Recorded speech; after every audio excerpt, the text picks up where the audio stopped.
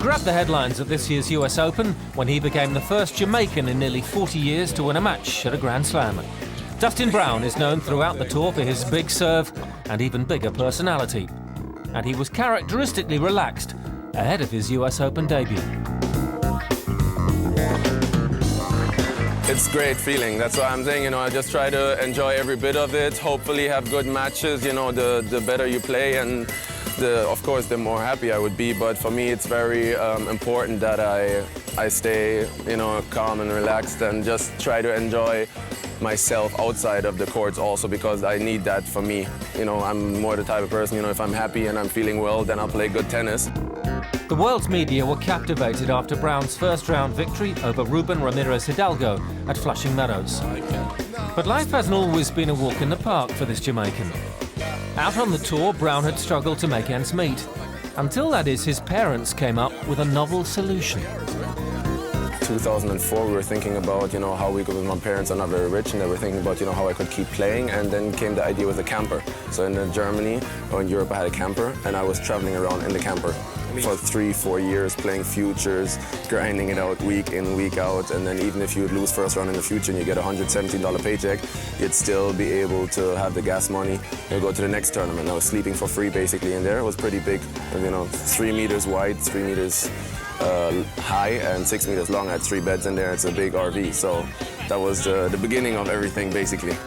It was a character-building way to cover the miles, but traveling in Europe in a camper van did have its advantages. Some tournaments it's nice, because every week in a different hotel in a different bed, and sleeping in the camper, it was always my bed.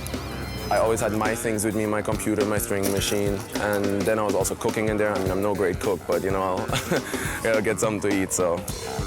Earlier this year, all that sacrifice paid off when Brown broke into the top 100 of the South African Airways ATP rankings.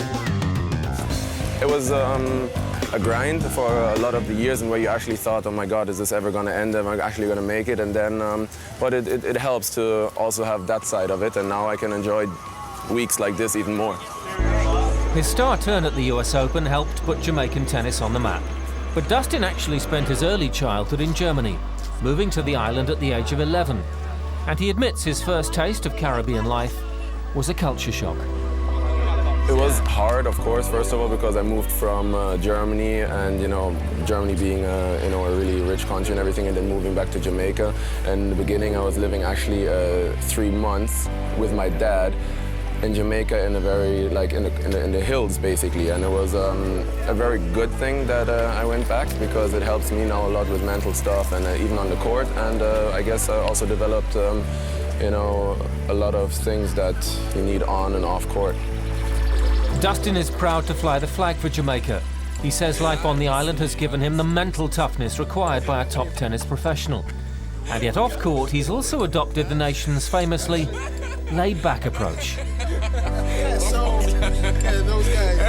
And just because I went to Jamaica, I guess that's just part of me, and me being half Jamaican, so yeah, people could say probably that I'm very laid back. When Dustin has a fearsome work ethic, he's kept up a punishing tournament schedule and relishes the different challenges encountered on tour. A lot of adventures, yes, definitely, and yeah, like I said, you go to different countries every week, and I'm actually one of the players that play a lot of tournaments. I'm very seldomly I'm home, and I guess that also came with with the camper, going week in, week out, and I like it. And you go to new places, meet new people, and it's great. He's left his camper van behind now and is making rapid progress up the rankings, climbing more than 300 places in the last 2 years. A giant step in what's been an incredible journey for Jamaica's #1.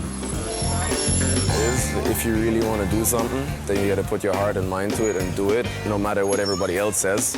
Because at the end of the day, you just, if you don't believe in it yourself, then you're not gonna be able to do it. So, and there was a lot of times where we were doubting, are we doing the right thing? Like me and my family, are we doing the right thing? Does it make any sense? And it was just really, we stuck with it and it worked. Even though if it's probably not in the tennis books the way we did it, but that doesn't matter.